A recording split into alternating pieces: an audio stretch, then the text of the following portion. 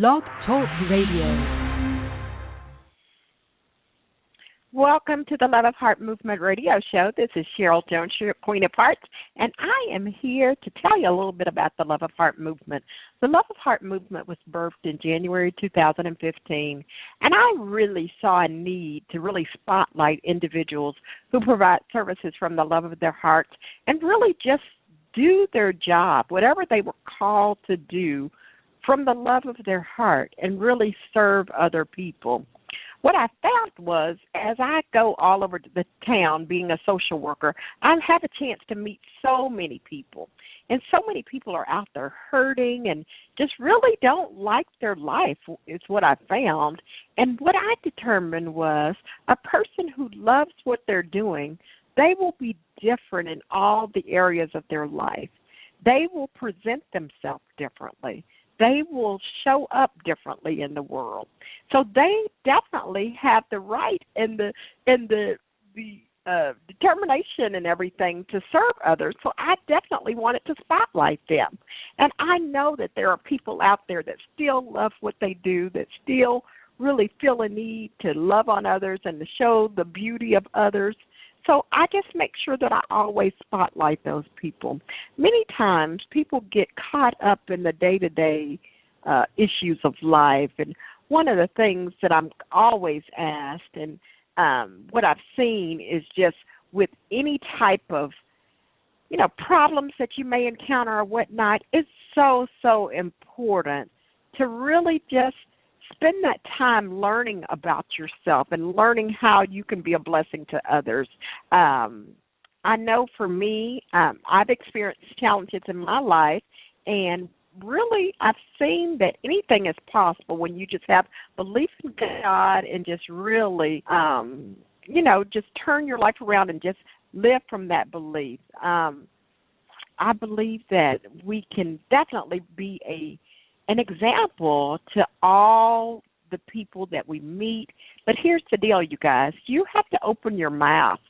You have to open your mouth and let people know really what's going on. Let people know how they can assist you. It's so important that we do that because many times we just find ourselves on the brinks of, just really not being really vocal, you guys, and that's what I found. So I tell people as they encounter various problems, one of the things that I've seen is once you decide that you are going to really just share your concerns and problems and whatnot with others, it can really bless others' lives. So today the question with the Queen is, how do I handle adversity, you guys? And I think previously, I'll just be honest and open with you, which I always seem to do. I have always been a person that has been really private, especially when something is not going right. I've always been extremely private. But what I've learned, you guys, is that didn't serve me. That didn't serve me then, and it doesn't serve me now. Because what I know about life, you guys, is once that you are open to whatever God has for you, can really rest in that. You can really change your life by opening up and really just being not only a light to others, but you will see that you will get so much enjoyment and so much just really conviction, when you really share with other people. So how I handle adversity is I find myself now with a prayer shield. And what I mean by that, I have a group of people, and I really just have women. I'll just be honest up front with you. I have a group of women that pray for me. And you guys, what it does for me is we consciously put that on our calendars to pray for one another twice a day, morning and evening. And when you have a prayer shield, you guys, not only will your life turn around, but you'll be able to turn situations around and bless other people. So I encourage you to, number one, get a prayer shield. Number two, with that prayer shield, you're going to see you're sharing with those folks your challenge. But I want you to go out and find at least one person that you can speak with when you have a challenge. And really, you want a person that is totally non-judgmental and a person that you can say anything to. Because what I found, you guys, is if you have to kind of hide and don't say this and don't say that to them, that's not somebody that you're ever going to really, share anything with. You want a person that you can really share something with and really, feel you've really unloaded, basically. And I tell people all the time that it's okay, and especially I'll just speak for social workers at this point, it's okay to unload on us because we're so used to that. And I encourage people, if you have a concern or anything going on in your life, call me, because I am a person that will listen like you will not believe. I will listen to you. I will, give you just advice and encouragement. I will do what I can to really help you as much as I possibly can. And, whether it's me or some other social workers just have a knack for listening and learning and helping other people, because that's what we do for a profession. So we have come into a job that we know we're going to hear a lot of, really, to be honest with you, bad things. We know that we're going to hear a lot of things that, oh my goodness, we may not ever think is cool or we may not ever agree to. But what we found is it's up to us to help that person kind of walk through that. And for me, I walk through things really just being open-minded, because something that may work for me may not work for you. So I always help people. I guide people to their own conclusions, you guys. So I handle adversity so far 2 different ways. I get the prayer show going. Number 2, I find one person that I could talk to. If you're having a situation with your marriage, you guys, let me just go ahead and share this with you now. It's not a good idea to share all of your marital problems with someone that's single, not unless they're a single person who has been divorced. And let me even back up and say this, too, about divorce. If it's a person that's been divorced and has learned a wonderful lesson, those are the best people to talk to. But many times you find people that are divorced that really just got tired of being married and they didn't learn anything from the situation or whatnot. It's so important to, if you're going to share with your marriage problem with a single person, make sure that they've been through a divorce. I hate to say it like that, but make sure that they've been through a divorce and they are really still an advocate for marriage. Let me just say it like that. Because here's what I know, you guys. In life, there's going to be ups and downs. And sometimes when we're down, people can do one of 2 things. They can help to bring us up and, really try to turn things around and help us to get back motivated once again. But many times they can really make it worse. So I just encourage you to be sure and be so picky about who you choose to share your bad things with. Now, with your good things, I will tell you that a lot of people sometimes they are very, very excited and happy for you, and they will do anything to help you. But there might be sometimes that they're not happy and they're really just jealous of you. And, I hate to address that like that, but that is the truth. But one of the things that I know, you guys, any type of adversity that we go through, everything is a season in life. Just like the seasons, God put seasons on this earth for several reasons. Not only to help us with our vegetation and our agriculture and all of those things. But here's the deal: just like the regular seasons, you're going to have summer, you're going to have fall, and you're going to have winter. Many times in the winter, it may be a bare time in your life, you guys, and you might be going through the winter in your relationship, you guys, where you just sit back and think, where did this year go? Where did the past 5 years go? Whatever, and I tell people all the time, I've been married, it'll be 28 years on Saturday, and one of the things I've learned, you guys, is it's not always going to be just peaches and, cream and wonderful and lovely and wonderful. Sometimes you're going to wake up and think, where did those years go? Because you really can't think of anything significant that has happened. But here's what I know, you guys. If you just keep going, just Just keep going.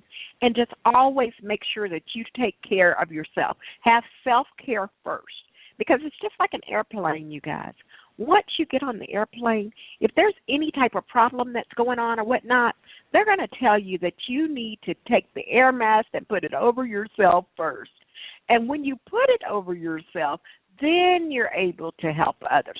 It's not until you put it over yourself that you're able to help the others. So, I mean, I've learned that, you guys, from definitely experiencing some health challenges. And what I've realized with my health challenges, you guys, is that I've been everything to everybody else, but I really, really had never been the best caretaker of myself, if that makes any sense. So it's important that we know and that we just trust our gut, and we know that everything will pass. You know, trouble doesn't last always. It really does not. And when we know that and when we believe that, you guys, we can do anything. So I want you to know today, if you haven't heard that before, just realize that trouble doesn't pass. It always passes. And what I mean by that, you guys, it's just like the seasons of life.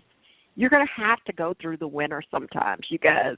Everything can't always be summer and wonderful and lovely and, you know, all of this type of great stuff. Yes, we're going to have to experience some of those things. But here's what I know about that, you guys. Many times that winter is preparing us for the best spring and the best summer you could ever imagine.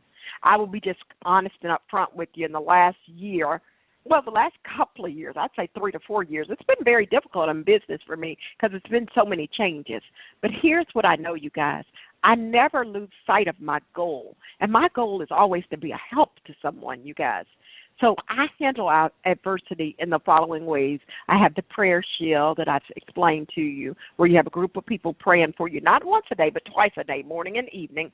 Secondly, I find one person to share my concern with and be very picky with that one person. And thirdly, you guys, and I know you may think that this step may not have anything to do with adversity. It really does. The third step is I want you to take care of yourself. Take care of your body. Take care of your mind. Take care of your soul, you guys, because that's all part of dealing with any type of adversity, you guys. It's when you take care of self, you'll be a better person. You'll be able to deal with so much more. And it may be that little things that have happened or whatnot, you'll see it's really nothing. It's really even nothing to get concerned about, because you know what?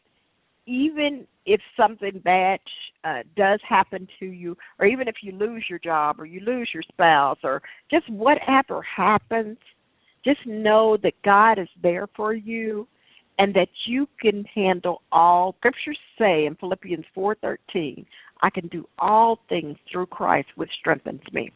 And with that being said, you guys, I just encourage you today, the questions with the Queen today is, how do I handle adversity? And I believe that we all can handle adversity. Yes, I'm not jumping up and down saying adversity, come on. No, I'm not saying that at all. And please don't misunderstand me in saying that I'm saying, oh, we want adversity. No, I don't want adversity either. But I do know that in life there's seasons that we go through. And when we go through those seasons, wow, I will tell you what I've experienced in the last 3 to 4 years is preparing me for an incredible future. This year of 2015 has already been just incredible in my eyesight. I've done things that I didn't know I had the ability to do, you guys. So with that being said, I want you to tap in and experience the same type of power that I'm experiencing. But what that comes with, you guys, is adversity. Yes, I'm going to say it to you and let you know I've been through a lot of adversity. But here's what I know, you guys. I have come out on the other side and not necessarily even finished with it. I'll be quite honest with you. I'm not saying that I'm finished with that adversity. But what I am saying is I am growing at a rate that I've never seen in my life. And I am so thankful and grateful for what God has allowed me to go through and allowed me to experience in the last 3, 4, 5 years. It'll be 10 years for my company in October. I'm thankful for every year, every day that he's given me in business, because I know it's not in my own hands. It's in his hands. So I just encourage you handle adversity the best that you can. But those steps that I've given you, which are, number one, find a prayer shield. Number two, find one person that you can just be totally honest and transparent with and share everything you're feeling, everything you're thinking, everything. Share everything with that person. And number three, take care of self. And that includes your physical body. That includes your spiritual man, spiritual woman. That includes the soul, the mind. Take care of your mind. Take time to read. Take time to just relax. Take time to get in a good space, you guys. And those are my 3 tips for you today to handle adversity. Have a wonderful day. And this has been Love of Heart Movement, Spotlighting Questions with the Queen. I am Sheryl Jones, Queen of Hearts, and I will talk with you next time. Bye-bye.